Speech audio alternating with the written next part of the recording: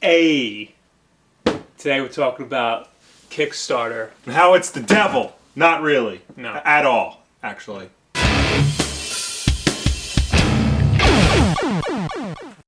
You like Kickstarter? I don't have a problem with Kickstarter. I thought you had a problem with Kickstarter. No, I've only Kickstarted like 4 projects because... Yeah, I haven't Kickstarted much.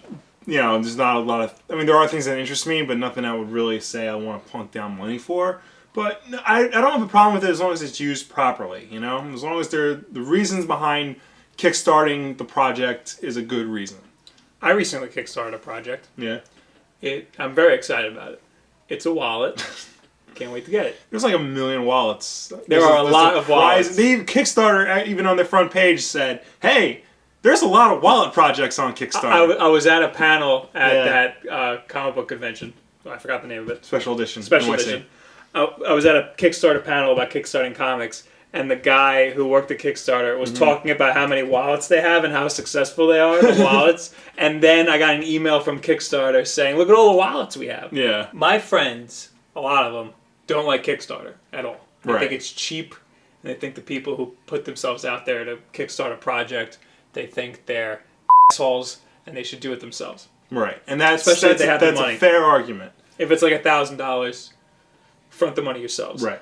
Here's the issue. A lot of people use Kickstarter not for the money, to see if there's a demand for something. Right, to gauge interest and things like that. Right.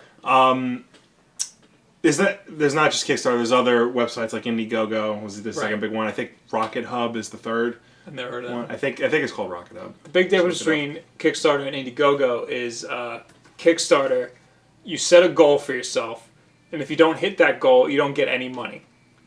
But in Indiegogo, you set a goal for yourself, and if you don't hit that goal, you still get the money that you got. So if you wanted $1,000 and you got $100 in funding, you still get to keep the $100. On Kickstarter, you lose it all. Yeah. I had a Kickstarter project a couple of years ago. That was one of the ones I backed, one of the 4. It was a comic book called Uncanny Undergrads.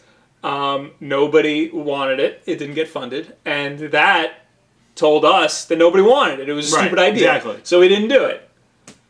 So it's a good way to weed out what people don't want. And it's also a good way to completely avoid publishers. And yeah, I mean, just look at, video games are like one of the biggest success stories on Kickstarter. You look at some of the biggest games that have been coming out, like FTL, Tim Schafer's Broken Age, the upcoming Mighty Number 9. You know, those are all Kickstarter success stories. But there's also, giant disaster stories. Like recently, there's this group of YouTubers and podcasters called the Oddcast. Yeah. 2 years ago, I think they started a Kickstarter for a video game they wanted to make that was like ridiculously ambitious. They wanted all this stuff in it that they could never do, and they got like $500,000, which is insane, and they gave it to this developer who never developed anything before, like this company. That was the first time they were developing a game. Yeah, it's a totally new company, and they didn't deliver.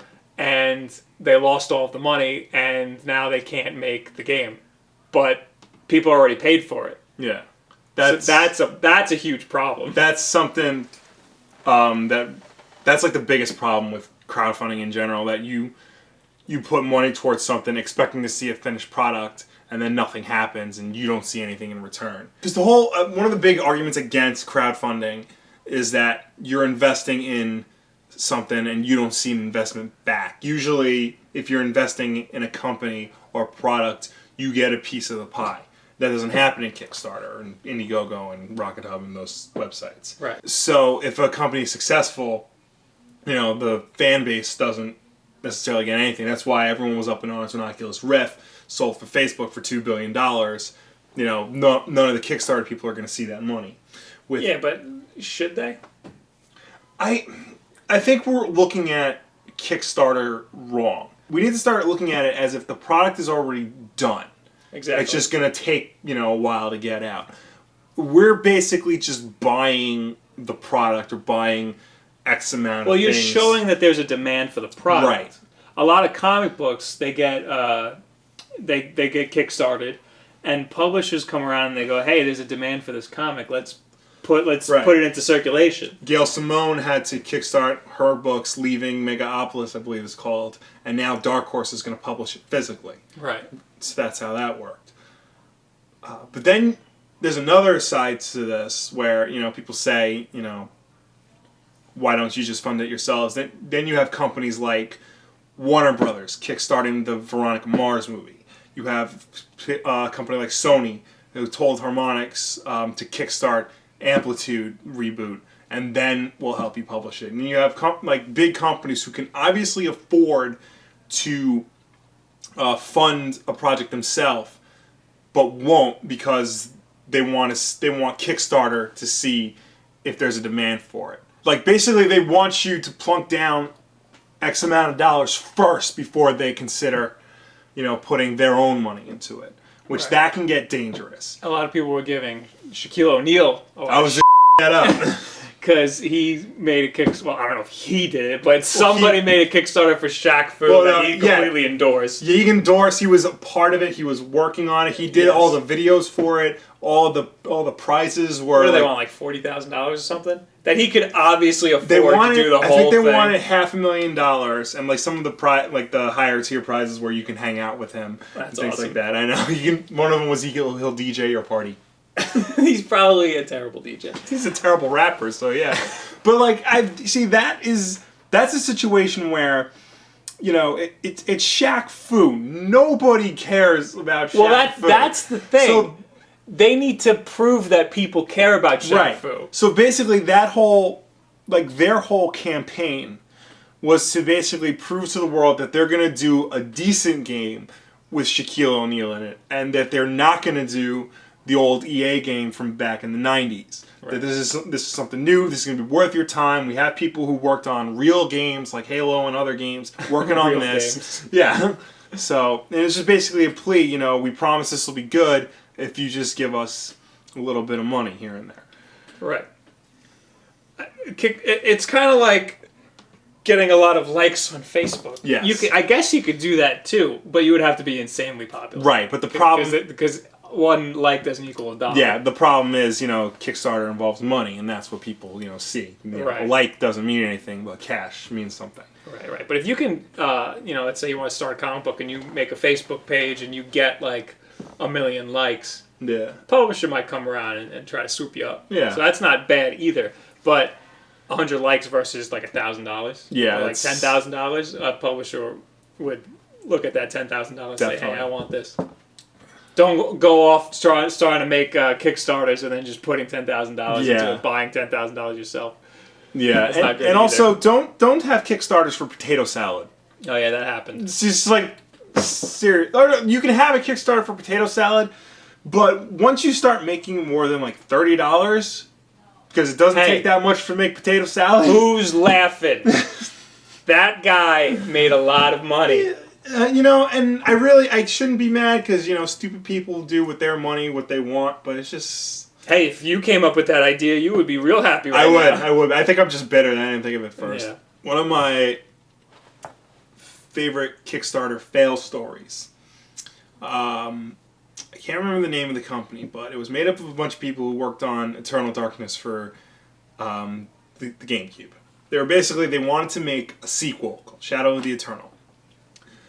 So what they did was... I didn't hear about this. What they did was they had their own crowdfunding thing on their website for $1 million or something.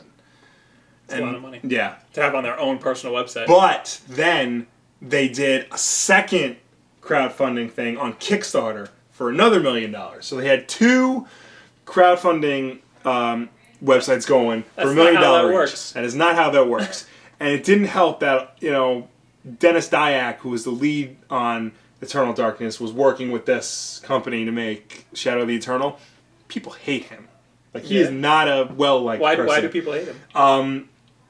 He was the lead on the game 2 Human, which was just garbage. He has a reputation for being, not a good person, to work with. He treated his employees as slaves, basically, during the development of 2 Human and X-Men Destiny. So all this and that. So nobody was, funding it. They basically said, no, we don't want Dennis Dyack making games anymore. Screw him. So they canceled both crowdfunding things. Just cancel them both. he basically went on a campaign, Dennis Dyack, to basically say, you know, I'm sorry if you feel that way. I'm gonna diffuse all these rumors and speculation, rebut all them. Like, he basically like trying to clean face, say like nothing's that bad. I'm not even like in charge of the team. I'm just like consulting on the story, things like that. So they started a second Kickstarter campaign for a lot less, like $120,000. No, this is the third campaign. This is the third campaign. Okay. On Kickstarter for like $120-something thousand, a lot less. Nobody pitched in. Still, after all that, Good. and I know people want to see another Eternal Darkness, but I guess not that much. Not that bad, apparently. So, but then there are other like Kickstarter failures. Like somebody was kickstarting a sequel to Bad Dudes. That's awesome. I know, but like nobody pitched in. Like nobody gave money for it. But it was just like a guy doing it. It wasn't like people who worked on Bad. No, but I mean Bad like Dudes. it was just they kickstarted successfully a sequel to Road Rash. So why can't we like Road Rash? A lot of people like Bad Dudes. Why can't we have a sequel to Bad Dudes? And it was going to be awesome because they were going to be older and out of shape and like. I remember that. I can't believe that didn't get money. It was going money. to be awesome. The only game I've ever funded is the Mighty Number 9. Yeah, I did. Which apparently I'm not the only one. Yeah. Because they asked for $900,000, which is a lot. Yeah. Of money. That's almost $1 million for a Mega Man game. Mega Man clone, I should say. It's damn Mega Man. It is. They made $3,845,170. And that's just on their Kickstarter because like halfway through they opened up a PayPal account that I think got $1 million more. So Really? yeah. So what, people just like on their own personal website, like people just donate money on Yeah, I guess like if you didn't want to go through Kickstarter, you can just donate through PayPal, and like they got a lot more money. I'm a little upset because I got the Steam code. Yeah. But and now it's coming to everything. Now it's coming to everything. I don't know if any of the tiers had like an Xbox version. I think once they because they didn't know they were gonna. Yeah, they didn't know they were gonna do next gen until they got to like 4 million or something. PS3, 360, and Wii U versions were at the $2,200,000 mark. Yeah. Mind you, this game was only supposed to make about $900,000. Yeah. Basically, long story short, don't feel bad investing in a Kickstarter. Yeah, no. But be very wary. Be very, Make very sure wary. it's a company that you trust or people that you trust. Yeah, make sure it's something that you believe in, I guess you could say. Like, don't just go kickstarting everything you see. Yeah. Like, just do what you know you'll see something back in return. If it's a game that looks really cool, but the developers never made anything, be a little weary about that. If it has somebody who's worked on like a game that you liked in the past, then by all means. I know the guy who invented the swinging mechanics in Spider-Man 2 for PS2 kickstarted a game that was basically just that, like the swinging in Spider-Man 2, and he set the goal for like $1 because he's like, I'm gonna make this game regardless. I guess like a little bit more money won't help, and like everybody funded it, so I need that. Yeah. You better find me that. I'll find it. I figured you would just put it on the bottom of the screen. I will put it on the bottom of the screen. Woo! Look at him swing. But yeah. So be wary. If we ever put up a Kickstarter, give us money. Yeah. We will never make a Kickstarter for the Wulff Den because this is free. Yeah. All of this is free. Yeah. Other things. Like if you like. Subscribe if you really like. Thank you guys very much. Have a good week.